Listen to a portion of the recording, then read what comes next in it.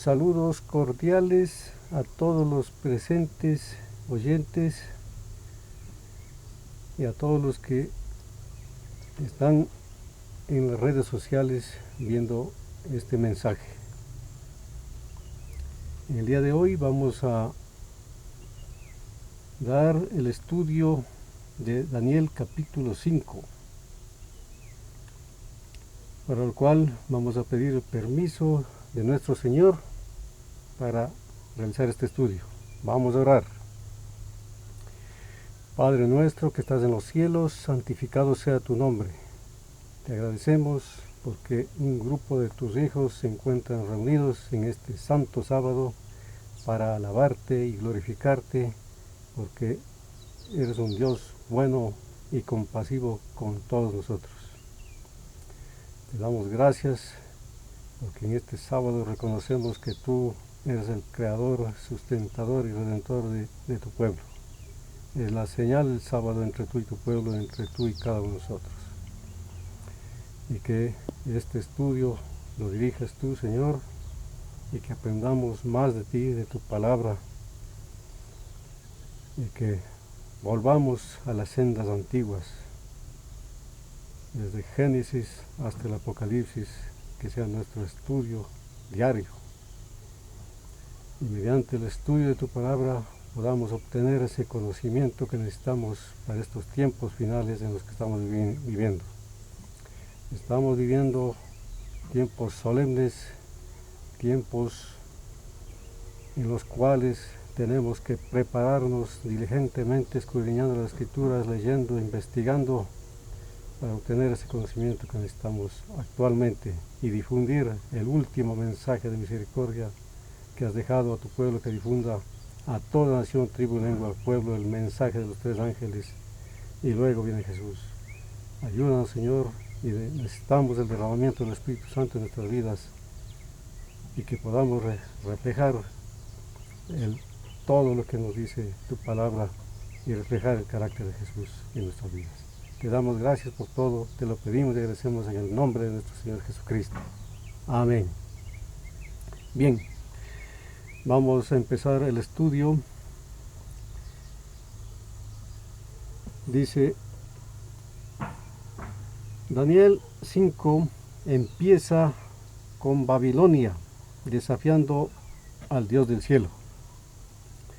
Termina con el colapso de Babilonia y el triunfo de Dios sobre los que habían ultrajado tanto a él como a su pueblo. Cuando Babilonia destruyó a Jerusalén y su templo, los vasos del santuario fueron llevados a Babilonia y puestos en los templos de los dioses babilónicos. En la noche del derrocamiento, las estatuas de las deidades que se encontraban en los famosos templos de Babilonia estaban en la ciudad, y se bebió vino en su honor de aquellos vasos del templo israelí, los cuales eran santos para Dios. Esa noche Dios mostró que aún Él era Dios, reinando supremo en el cielo y entre las naciones de la tierra. Vamos a leer Daniel capítulo 5, versículos del 1 al 4,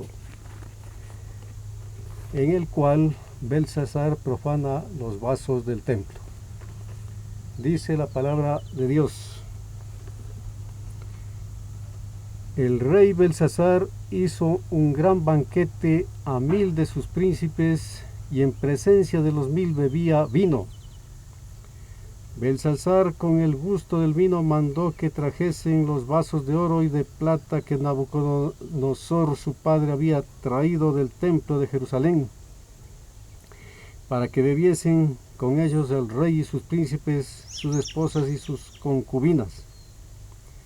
Entonces fueron traídos los vasos de oro que habían traído del templo de la casa de Dios, que estaba en Jerusalén, y bebieron con ellos el rey, sus príncipes, sus esposas y sus concubinas. Bebieron vino y alabaron a dioses de oro y de plata, de bronce, de hierro, de madera y de piedra.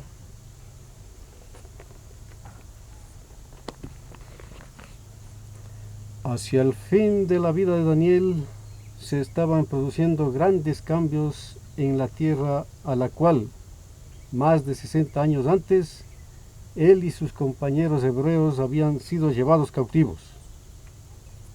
Nabucodonosor había muerto y Babilonia, antes alabada por toda la tierra, había pasado a ser gobernada por sus sucesores imprudentes, y el resultado era una disolución gradual pero segura.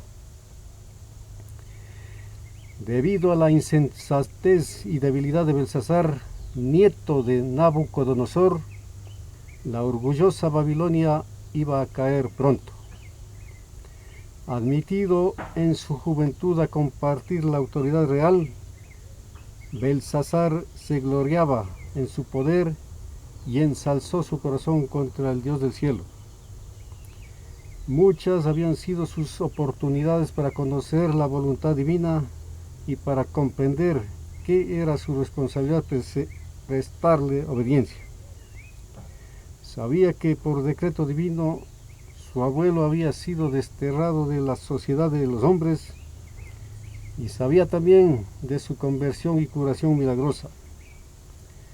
Pero Belsasar dejó que el amor por los placeres y la glorificación propia borrasen las lecciones que nunca debiera haber olvidado. Malgastó las oportunidades que se le habían concedido misericordiosamente y no aprovechó los medios que tenía a su alcance para conocer mejor la verdad. Lo que Nabucodonosor había adquirido finalmente a costo de increíbles e indecibles sufrimientos y humillaciones, Belsasar lo pasaba por alto con indiferencia. En su orgullo y arrogancia, con temerario sentimiento de seguridad, Belsasar hizo un gran banquete a 1000 de sus príncipes y en presencia de los 1000 bebía vino. Todos los atractivos ofrecidos por la riqueza y el poder aumentaban el esplendor de la escena. Entre los huéspedes que asistían al banquete real había hermosas mujeres que desplegaban sus encantos. Había hombres de genio y educación. Los príncipes y los estadistas bebían vino como agua y bajo su influencia enloquecedora se entregaban a la orgía. Habiendo quedado la razón destronada por una embriaguez desvergonzada y habiendo cobrado ascendiente los impulsos y las pasiones inferiores, el rey mismo dirigía la ruidosa orgía. En el transcurso del festín ordenó que trajesen los vasos de oro y de plata que Nabucodonosor había traído del templo de Jerusalén, para que bebiesen con ellos el rey y sus príncipes, sus mujeres y sus concubinas. El rey quería probar que nada era demasiado sagrado para sus manos. Entonces fueron traídos los vasos de oro y bebieron con ellos el rey y sus príncipes, mujeres y sus concubinas. Bebieron vino y alabaron a dioses de oro, de plata, de metal, de hierro, de madera y de piedra. Esto lo encontramos en Profetas y Reyes, página 384 y 385. Se nos da la advertencia: y estas cosas les acontecieron en figura y son escritas para nuestra admonición, en quienes los fines de los siglos han amparado. Es para nosotros esta admonición. Notad la influencia de sus extremismos y fanatismos en el servicio del gran obrero maestro que es Satanás. Tan pronto como el malvado tenía al pueblo bajo su dominio, hubo exhibiciones de carácter satánico. El pueblo comió y bebió sin un pensamiento de Dios y de su misericordia, sin un pensamiento relativo a la necesidad de resistir al diablo, que los estaba guiando a los actos más vergonzosos. El mismo espíritu se manifestó cuando se realizó el sacrílego banquete de Belsasar. Había júbilo y danzas, hilaridad y cantos, y se llegó a una infatuación que seducía los sentidos.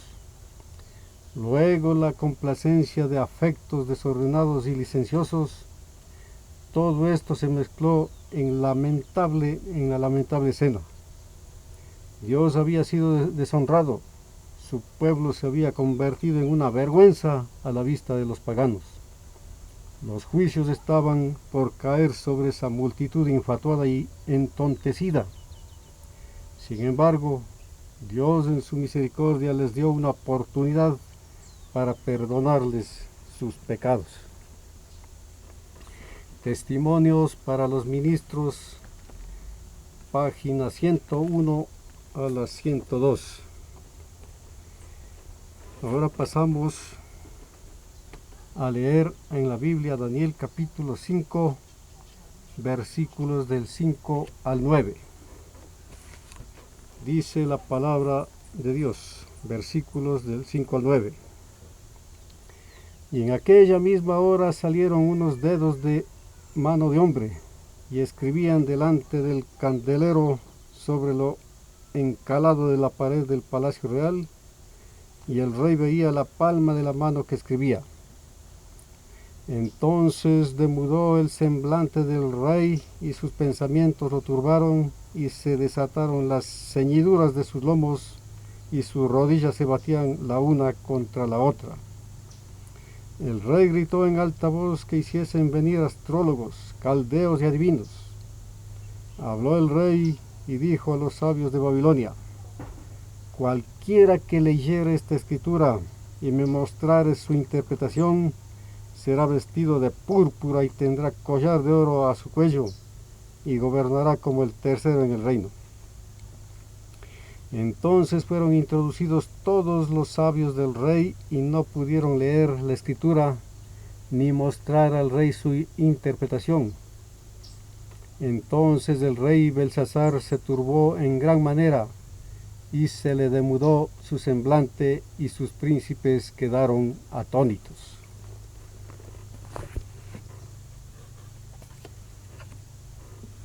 Poco se imaginaba Belsasar que un testigo celestial presenciaba su desenfreno idólatra. Pero un vigía divino, aunque no reconocido, miraba la escena de profanación y oía la alegría sacrílega. Pronto el huésped no invitado hizo sentir su presencia.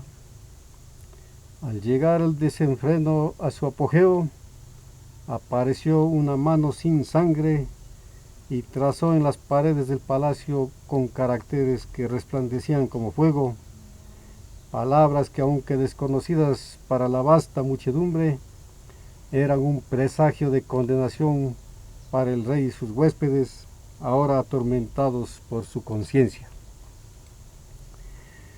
Acallada quedó la ruidosa alegría, mientras que hombres y mujeres, dominados por un terror sin nombre, miraban cómo la mano trazaba lentamente los caracteres misteriosos.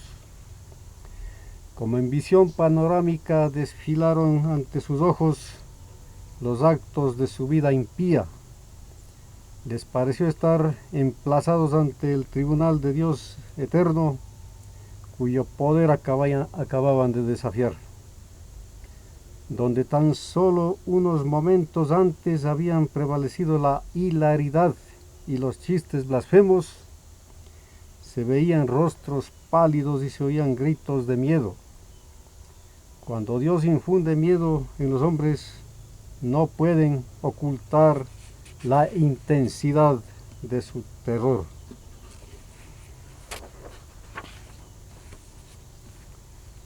Belsasar era el más aterrorizado de todos.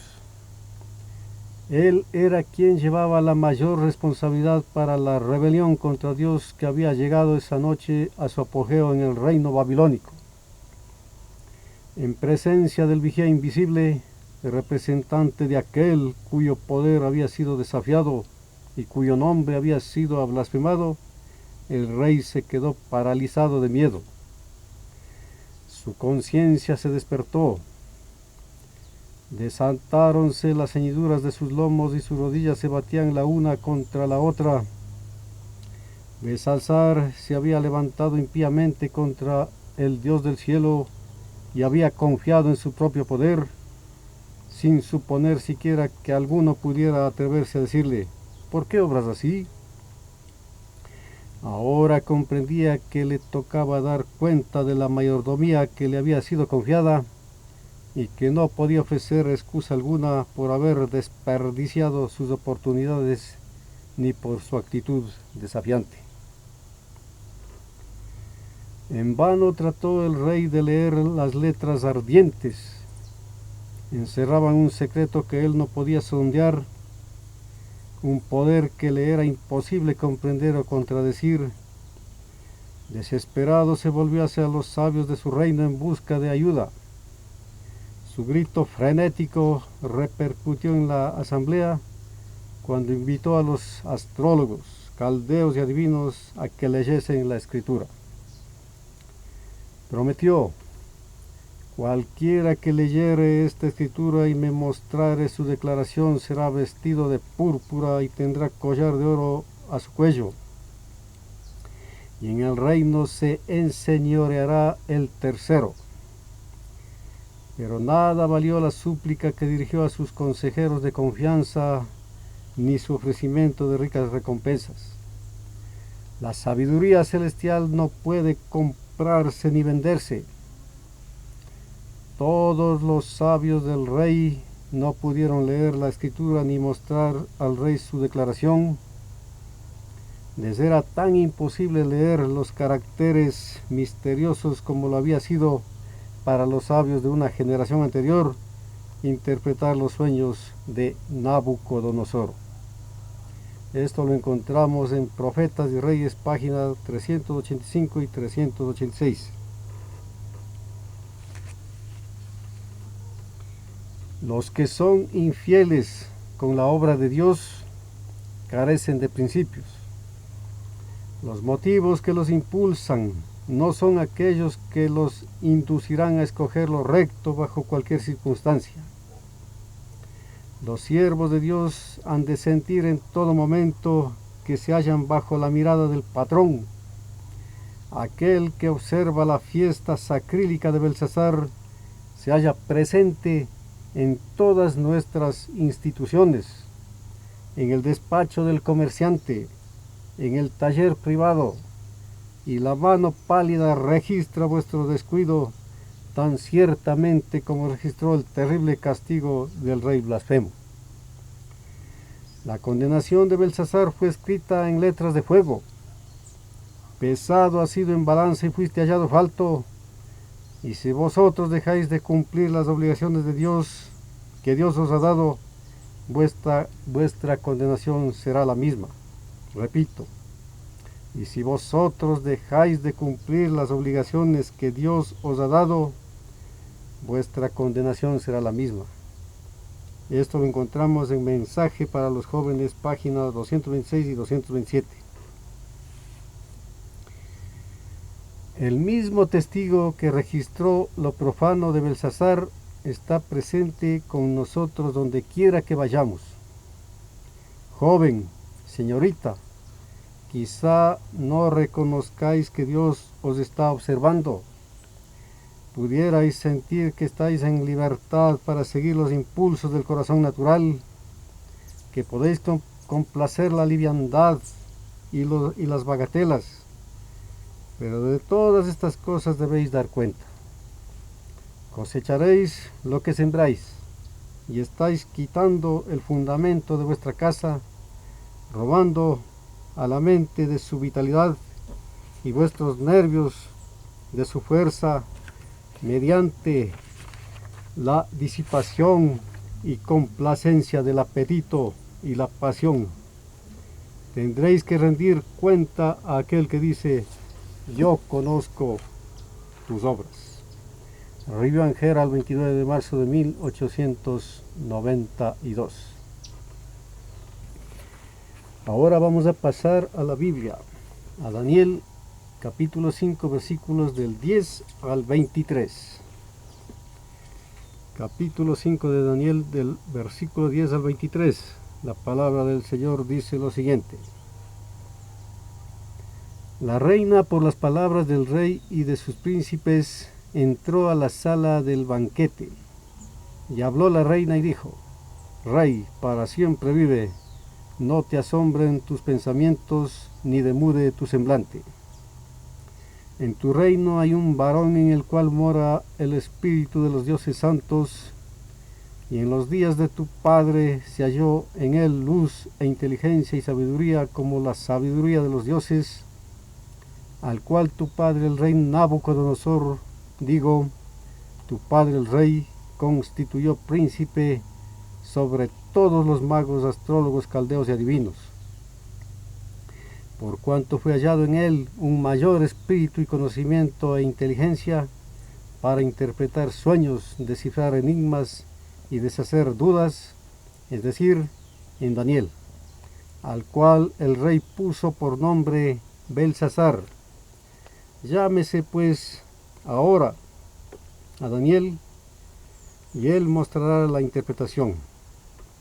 Ahora vamos a leer la interpretación de Daniel. Versículo 13. Entonces Daniel fue traído delante del rey, y habló el rey y dijo a Daniel: ¿Eres tú aquel Daniel de los hijos de la cautividad de Judá que mi padre trajo de Judea? Yo he oído de ti que el espíritu de los dioses santos está en ti, y que en ti se halló luz y entendimiento y mayor sabiduría. Y ahora fueron traídos delante de mí sabios astrólogos que leyesen esta escritura y me mostrasen su interpretación, pero no han podido mostrar la declaración del asunto. Yo pues he oído de ti que puedes interpretar sueños y disolver las dudas. Si ahora pudieras leer esta escritura y mostrarme su interpretación, serás vestido de púrpura y collar de oro tendrás en tu cuello, y en el reino serás el tercer señor. Entonces Daniel respondió y dijo delante del rey: tus dones sean para ti y tus presentes dalos a otro. La escritura yo la leeré, rey, y le declararé la interpretación.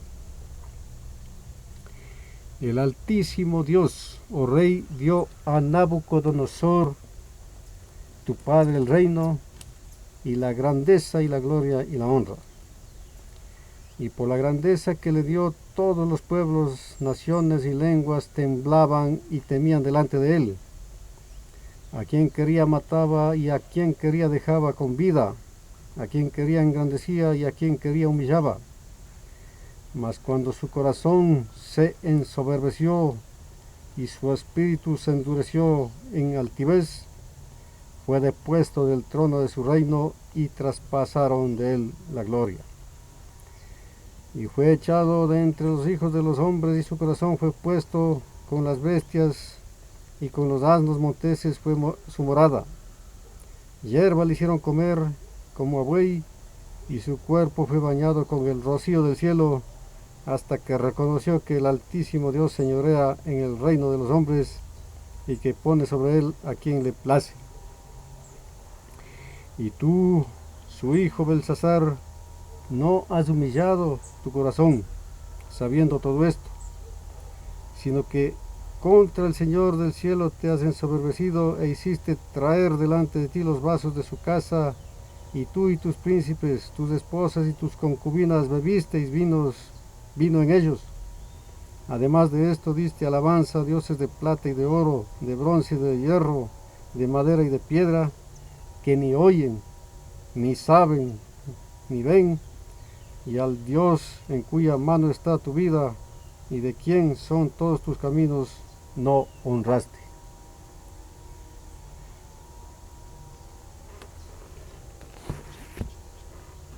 Ante aquella muchedumbre aterrorizada estaba Daniel en pie, imperturbable frente a la promesa del rey, con la tranquila dignidad de un siervo del Altísimo. no para hablar palabras de adulación, sino para interpretar un mensaje de condenación. Dijo entonces: tus dones sean para ti y tus presentes dalos a otro. La escritura yo la leeré al rey y le mostraré la declaración. Dijo entonces: tus dones sean para ti y tus presentes dalos a otro. La escritura yo la leeré al rey y le mostraré la declaración. El profeta recordó primero a Belsasar asuntos que le eran familiares, pero que no le habían enseñado la lección de humildad que podría haberle salvado.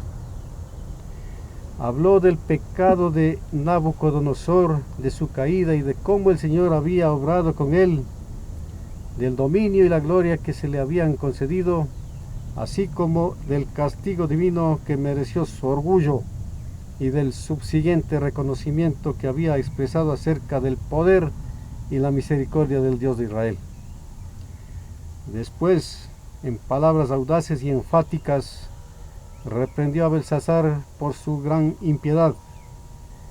Hizo resaltar el pecado del rey y le señaló las lecciones que podría haber aprendido, pero que no aprendió. Belsasar no había leído correctamente lo experimentado por su abuelo, ni prestado atención a las advertencias que le daban acontecimientos tan significativos para él mismo.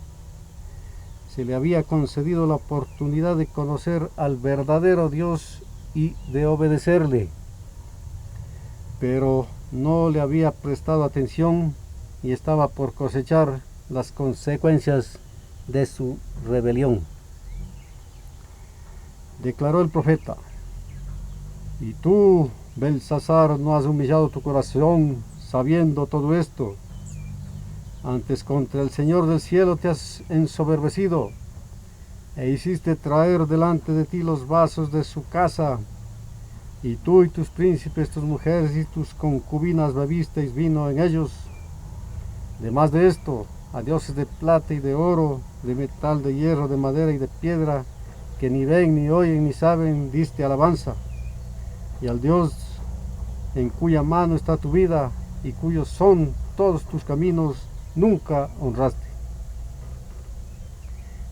Esto lo encontramos en Profetas y Reyes, páginas 387 y 388. Daniel no se apartó de su deber, mantuvo el pecado del rey delante de él, mostrándole las lecciones que pudiera haber aprendido. Él no había leído correctamente la historia de su abuelo. La responsabilidad de conocer la verdad había sido puesta sobre Belsasar, pero las lecciones prácticas que pudo haber aprendido y practicado no habían sido valorizadas, y su curso de acción trajo el seguro resultado. Instructor para los jóvenes del 26 de mayo de 1898. Cuando llevado delante del rey Belsasar para explicar la misteriosa escritura sobre la pared, Daniel hizo recordar al rey de asuntos con los cuales estaba familiarizado, pero cuyas lecciones no logró aprender para haberse podido salvar. Eso está en la Review and Herald del 24 de septiembre de 1908. En la historia de Nabucodonosor y Belsasar, Dios habla a las naciones de hoy. Repito, en la historia de Nabucodonosor y Belsasar, Dios habla a las naciones de hoy. Hemos de valorizar las lecciones que él trató de enseñar a estos rebeldes reyes. Pues si bien Belsasar hubiera seguido un curso en armonía con la instrucción dada a su abuelo, hubiera retenido no solo su reino, sino su vida. Él desdeñó las lecciones y siguió en su rebelión contra Dios, cometiendo los mismos pecados por los cuales su abuelo había sido reprendido y castigado. Él, es decir, Belsasar, Al igual, se ensalzó orgullosamente y finalmente el juicio divino cayó sobre él y su casa. Su gran pecado era que, a pesar que Dios le había dado luz, rehusó caminar por senderos de justicia. Esto está en Señales de los Tiempos, 20 de julio de 1891. Belsasar había recibido muchas oportunidades para saber y hacer la voluntad de Dios. Había visto que Nabucodonosor, su abuelo, fue desterrado de la sociedad humana. Había visto el intelecto en que el orgulloso monarca se gloriaba, quitado del rey por aquel que lo había dado. Había visto al rey separado de su reino y hecho el acompañante de las bestias del campo.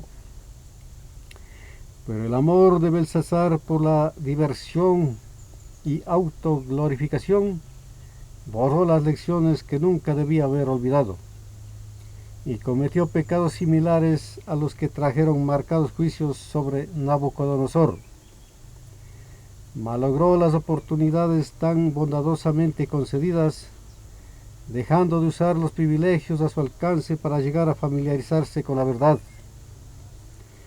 ¿Qué debo hacer para ser salvo?, fue la pregunta que el rey, grande pero necio, pasó de alto con indiferencia. Este es el peligro de la descuidada e imprudente juventud de hoy. Repito, este es el peligro de la descuidada e imprudente juventud de hoy. La mano de Dios despertará al pecador como lo hizo con Belsasar, pero con muchos será demasiado tarde para arrepentirse. Esto lo encontramos en la instrucción para el joven del 19 de mayo de 1898. Ahora vamos a pasar a leer el capítulo 5 de Daniel, versículos del 24 al 31. Daniel 5 del 24 al 31. Dice lo siguiente: Entonces de su presencia fue enviada la palma de la mano que esculpió esta escritura.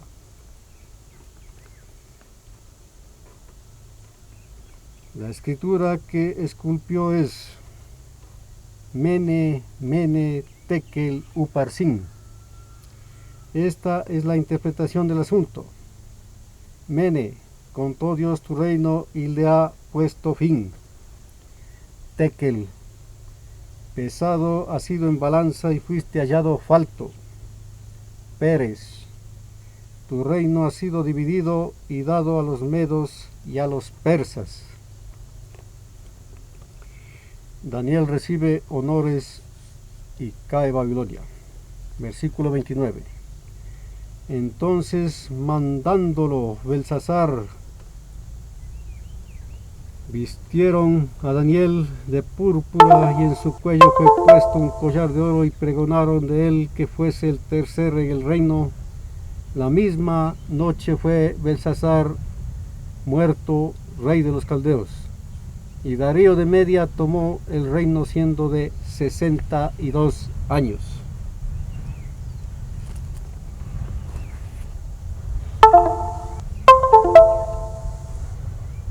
Volviéndose hacia el mensaje enviado por el cielo, el profeta leyó en la pared: Mene, Mene, Tekel, Uparsin. Mene, Mene, Tekel, Uparsin.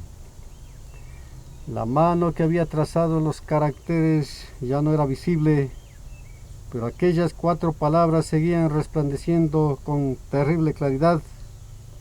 Y ahora la gente escuchó con el aliento en suspenso mientras el anciano profeta explicaba. La declaración del negocio es: Mene, contó Dios tu reino y halo rematado. Tekel, pesado has sido en balanza y fuiste hallado falto. Peres, tu reino fue roto y es dado a medos y persas.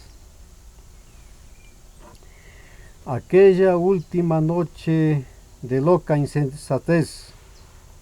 Belsasar y sus señores habían colmado la medida de su culpabilidad y de la que incumbía al reino caldeo. Ya no podía la mano refrenadora de Dios desviar el mal que los amenazaba.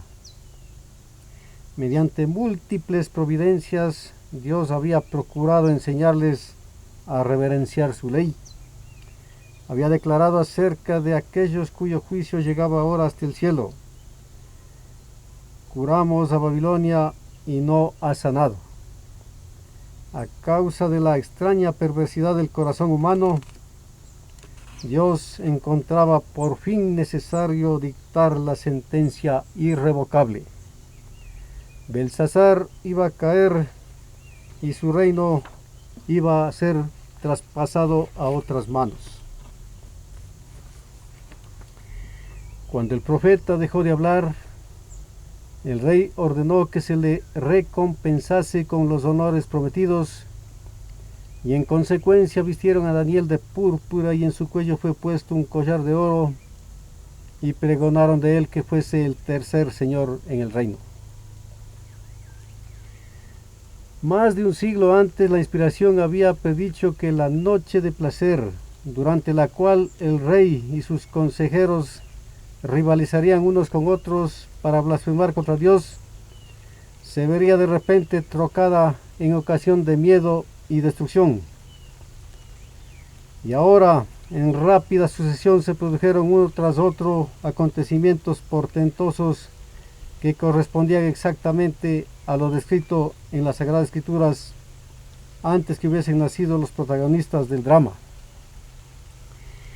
Mientras estaba todavía en el salón de fiestas, rodeado de aquellos cuya suerte estaba sellada, el rey recibió de un mensajero la información de que su ciudad era tomada por el enemigo contra cuyos planes se había sentido tan seguro. Los vados fueron tomados y consternándose los hombres de guerra, esto está en Jeremías 51, 31 y 32, aun mientras él y sus nobles bebían de los vasos sagrados de Jehová y alababan a sus dioses de plata y de oro, los medos y persas habían desviado el curso del Éufrates, penetraban en el corazón de la ciudad desprevenida. El ejército de Ciro estaba ya al pie de las murallas del palacio. La ciudad se había llenado de soldados enemigos como de langostas, versículo 14. Y sus gritos de triunfo podían oírse sobre los clamores desesperados de los asombrados disolutos. La misma noche fue muerto Belsasar, rey de los caldeos, y un monarca extranjero se sentó en el trono. Los profetas hebreos habían hablado claramente de la manera en que iba a caer Babilonia. Al revelarles el Señor en visión los acontecimientos futuros, habían exclamado: ¿cómo fue presa Sesach y fue tomada la que era alabada por toda la tierra? ¿Cómo fue Babilonia por espanto entre las gentes? ¿Cómo fue cortado y quebrado el martillo de toda la tierra? ¿Cómo se tornó Babilonia en desierto entre las gentes? Del grito de la toma de Babilonia la tierra tembló y el clamor se oyó entre las gentes. En un momento cayó Babilonia, porque vino destruidor contra ella. Contra Babilonia y sus valientes fueron presos. El arco de ellos fue quebrado, porque Jehová, Dios de retribuciones, dará la paga. Y embriagaré sus príncipes y sus sabios, sus capitanes y sus nobles y sus fuertes. Y dormirán sueño eterno y no despertarán, dice el Rey, cuyo nombre es Jehová de los ejércitos. Púsete lazos y aún fuiste tomada, oh Babilonia, y tú no lo supiste, fuiste hallada y aún presa, porque provocaste a Jehová. Abrió Jehová tu tesoro y sacó los vasos de su furor, porque esta es la obra de Jehová, Dios de los ejércitos, en la tierra de los caldeos.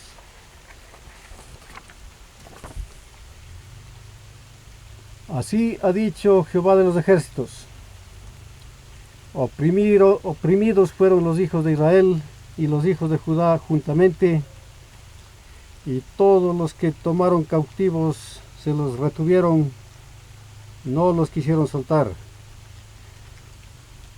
El Redentor de ellos es fuerte, Jehová de los ejércitos de su nombre, de cierto abogará la causa de ellos para hacer quietar la tierra y turbar los moradores de Babilonia.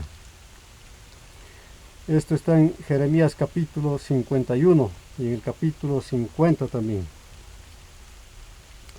Así el muro ancho de Babilonia quedó derribado enteramente y sus altas puertas fueron quemadas a fuego.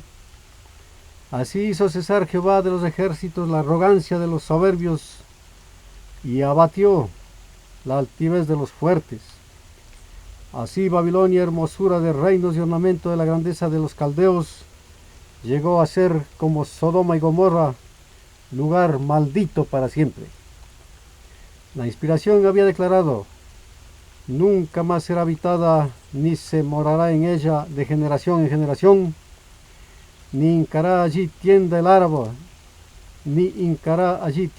el árabe, ni pastores tendrán allí majada, sino que dormirán allí bestias fieras, y sus casas se llenarán de hurones. Allí habitarán hijas del búho, allí saltarán peludos, y en sus palacios gritarán gatos, cervales y chacales en sus casas de deleite. Y convertiréla en posesión de erizos y en lagunas de agua, y la barreré con escobas de destrucción, dice Jehová de los ejércitos. Esto está en Jeremías 51, 58, Isaías 13, 11, 19 al 22 e Isaías 14, 23. Al último gobernante de Babilonia llegó la sentencia del vigía divino, como había llegado en figura al primero. A ti dicen, el reino es traspasado de ti. Daniel 4:31. A cada nación que subió al escenario de acción se le permitió ocupar su lugar en la tierra para que pudiese determinar si se iba a cumplir los propósitos del vigilante y santo. La profecía describió el nacimiento y el progreso de los grandes imperios mundiales: Babilonia, Medo-Persia, Grecia y Roma. Con cada uno de ellos, como con las naciones de menos potencia, la historia se repitió. Cada uno tuvo su plazo de prueba, cada uno fracasó, su gloria se desvaneció y desapareció su poder. Aunque las naciones rechazaron los principios divinos y con ello labraron su propia ruina, un propósito divino predominante ha estado obrando manifiestamente a través de los siglos.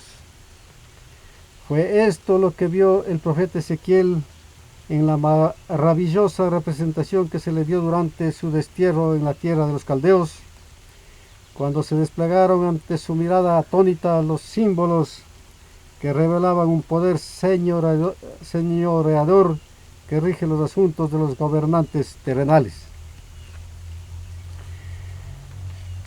A orillas del río Quebar, Ezequiel contempló un torbellino que parecía venir del norte, una gran nube con un fuego envolvente y en derredor suyo un resplandor, y en medio del fuego una cosa que parecía como de ámbar.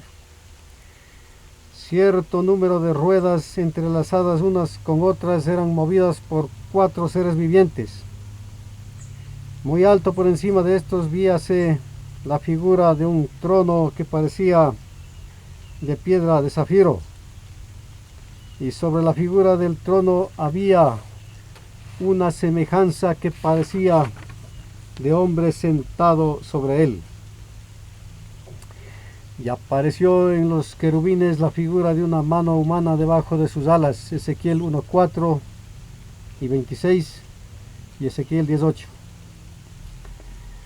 Las ruedas eran tan complicadas en su ordenamiento que a primera vista parecían confusas, y sin embargo se movían en armonía perfecta. seres celestiales sostenidos y guiados por la mano que había debajo de las alas de los querubines, impelían aquellas ruedas. Sobre ellos en el trono de zafiro estaba el Eterno, y en derredor del trono había un arco iris, emblema de la misericordia divina. Como las complicaciones semejantes a ruedas eran dirigidas por la mano que había debajo de las alas de los querubines, el complicado juego de los acontecimientos humanos se halla bajo el control divino. En medio de las disensiones y el tumulto de las naciones, el que está sentado más arriba que los querubines sigue guiando los asuntos de esta tierra.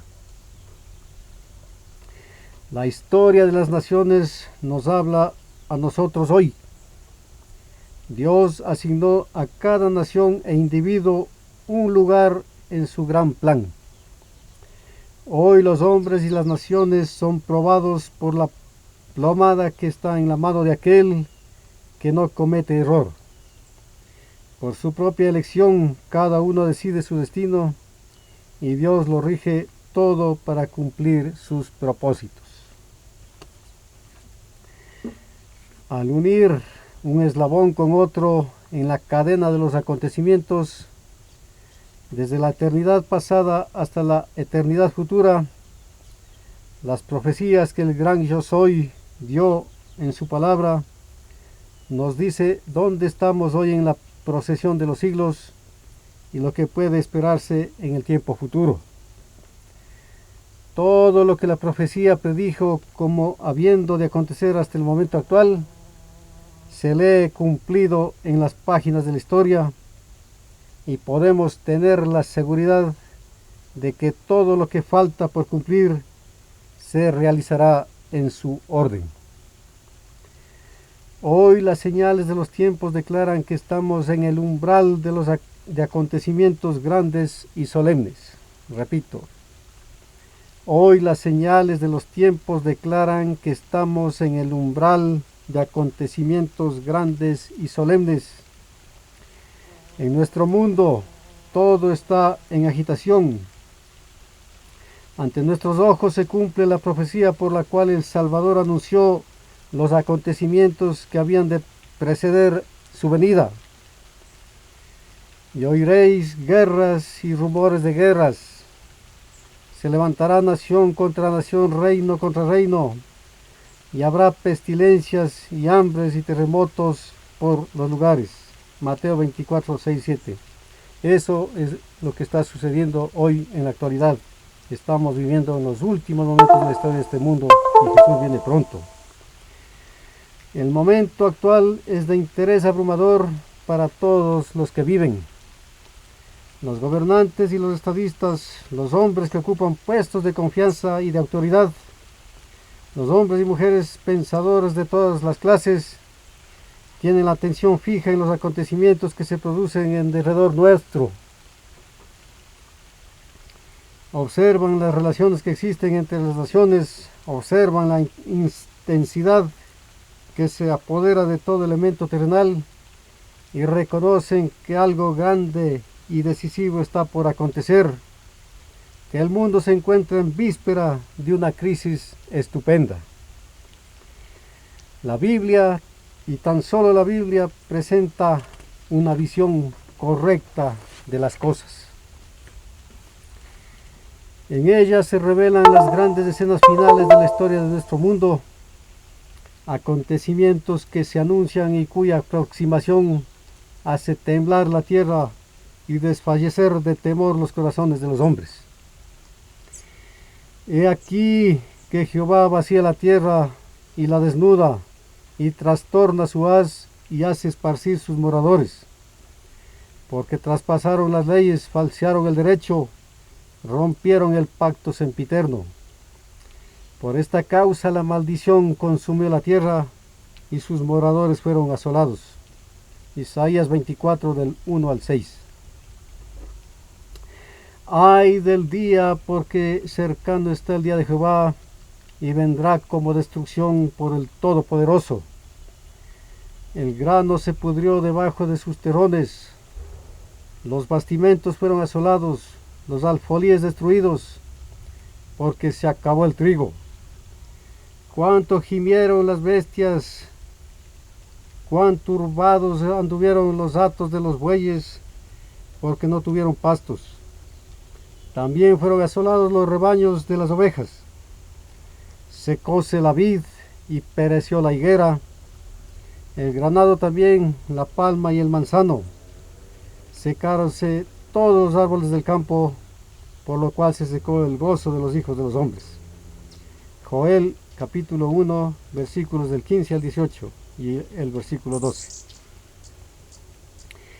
Me duelen las telas de mi corazón, no callaré, porque voz de trompeta has oído, oh alma mía, pregón de guerra. Quebrantamiento sobre quebrantamiento es llamado, porque toda la tierra es destruida. Jeremías 4, versículos 19 y 20. Jeremías capítulo 4, versículos 19 y 20. Ah, cuán grande es aquel día, tanto que no hay otro semejante a él. Tiempo de angustia para Jacob, mas de ella será librado. Jeremías 37. Porque tú has puesto a Jehová, que es mi esperanza, al Altísimo por tu habitación, no te sobrevendrá mal, ni plaga tocará tu morada. Salmo 91, 9 y 10. Hija de Sión, te redimirá Jehová de la mano de tus enemigos. Ahora empero se han juntado muchas gentes contra ti y dicen, sea profanada y vean nuestros ojos su deseo sobre Sión. Mas ellos no conocieron los pensamientos de Jehová, ni entendieron su consejo. Mas ellos no conocieron los pensamientos de Jehová, ni entendieron su consejo. Miqueas 4, versículos del 10 al 12. Dios no desamparará a su iglesia en la hora de su mayor peligro. Prometió librarla y declaró, yo hago tornar la cautividad de las tiendas de Jacob, y de sus tiendas tendré misericordia. Jeremías 30, 18. Entonces se habrá cumplido el propósito de Dios. Los principios de su reino serán honrados por todos los que habiten debajo del sol. Todo esto lo encontramos en Profetas y Reyes, desde la página 392 hasta la página 395. ¿Eres tú un simulador o eres realmente un hijo de Dios? ¿Estás tú sirviendo a Dios o sirviendo a los ídolos? ¿Has sido transformado por el Espíritu de Dios o estás todavía muerto en tus transgresiones y pecados? Ser hijos de Dios significa más de lo que muchos sueñan, porque no se han convertido. Los hombres son pesados en la balanza y hallados faltos cuando viven en la práctica de algún pecado conocido. Es el privilegio de todo hijo de Dios ser un verdadero cristiano momento tras momento. Entonces tiene él a todo el cielo alistado a su lado. Tiene a Cristo morando en su corazón por medio de la fe. Testimonios para los ministros, página 440 y 441. Nuestra posición en el mundo no es la que debiera ser. Estamos lejos donde debiésemos haber estado si nuestra experiencia cristiana hubiera sido en armonía con la luz y las oportunidades dadas, si desde el principio hubiéramos avanzado hacia arriba y hacia adelante. Si hubiéramos caminado en la luz que nos fue dada, si hubiéramos proseguido en conocer al Señor, nuestro sendero se hubiera tornado más y más luminoso. Pero muchos de los que han tenido luz especial están tan conformados al mundo que difícilmente pueden ser distinguidos de entre los mundanos. No se presentan como el peculiar pueblo de Dios escogido y precioso. Es difícil discernir entre el que sirve a Dios y el que no le sirve. Entre las balanzas del santuario La iglesia adventista del séptimo día ha de ser pesada. Será juzgada por los privilegios y las ventajas que ella ha tenido. Si su experiencia espiritual no corresponde a las ventajas que Cristo a precio infinito le ha dado, si las bendiciones conferidas no la han calificado para hacer la obra que le fue encomendada, sobre ella será pronunciada la sentencia: hallada falta. Por la luz que le ha sido dada, las oportunidades dadas, ella será juzgada. Esto está en el tomo 8 de Testimonios para la Iglesia, página 247. Pesado en balanza y hallado falto. El hombre pesado en la santa ley de Dios es encontrado falto. Somos iluminados por los preceptos de la ley, pero ningún hombre puede ser justificado mediante ellos.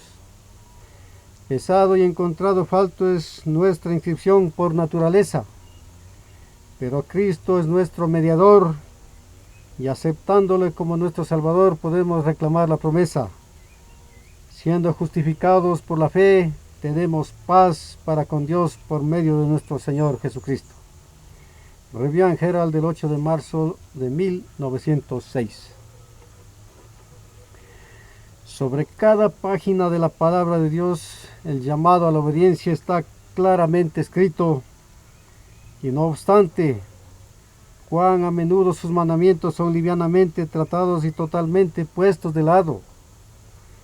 El mandato para la observancia del santo sábado del Señor es puesto en el mismo corazón del decálogo, y está en claro que nadie necesita errar en cuanto a su importancia, y no obstante es tratado con tan grande profanación como lo fueron los sagrados vasos en la fiesta de Belsasar. Dios santificó y bendijo el séptimo día, sábado, separándolo para ser observado como tiempo sagrado. Sin embargo, el sábado del Señor ha sido usado como un día común de trabajo, mientras que un día que no posee santidad alguna ha sido puesto en lugar del día santificado por Dios. El mundo religioso ha aceptado el error por verdad, y muchos que pretenden ser hijos de luz son los hijos de las tinieblas. La condenación de los que pisotean el santo sábado de Dios y exaltan un sábado instituido por el hombre de pecado no llegará por haber ellos observado con sinceridad el primer día de la semana, sino que porque desdeñaron las oportunidades de escudriñar las Escrituras y de aprender no lo que el hombre ha dicho, no lo que los ministros dicen, no lo que los padres han dicho, sino ¿qué dice el Dios infinito? ¿Qué fue lo que mandó al hombre honrar cuando habló en voz audible desde el Sinaí? Esa voz ha de ser obedecida por encima de cualquier otra. Los edictos de reyes y naciones quedan nulos ante el mandato de Dios. El Señor de los ejércitos exige nuestra obediencia. El Señor de los ejércitos exige nuestra obediencia. Señales de los tiempos, 27 de julio de 1891. Finalmente, hermanos y amigos, la Iglesia de Dios en el mundo ha de ser una gran potencia y un nombre y un honor en toda la tierra.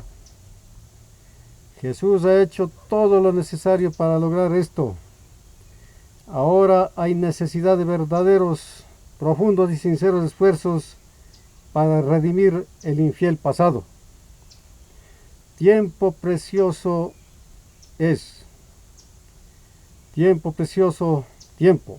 Ha sido perdido en apostasías y separaciones de Dios. Cada carácter ha de ser pesado en las balanzas del santuario.